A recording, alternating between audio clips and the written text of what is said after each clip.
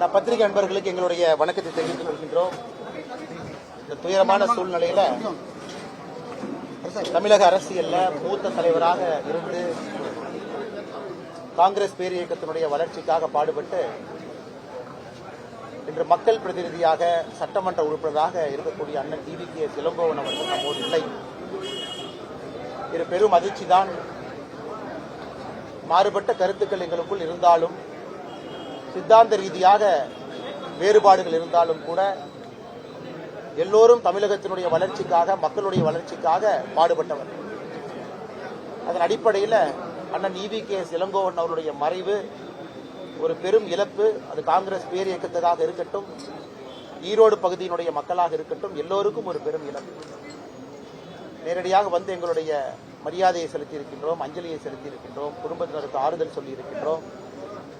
அன்னாருடைய ஆன்மா சாந்தி அடைய வேண்டும். இந்த நேரத்தில் காங்கிரஸ் கட்சி, அதனுடைய தலைவர்கள், தொண்டர்கள் எல்லோருக்கும் பாரதிய ஜனதா கட்சி சார்பாக எங்களுடைய ஆழ்ந்த இரங்கலை இந்த நேரத்தில் நாங்கள் பதிவு செய்கின்றோம். செய்திகளை உடனுக்குடனும் துல்லியமாகவும் தெரிந்து கொள்ள சப்ஸ்கிரைப் பண்ணுங்க.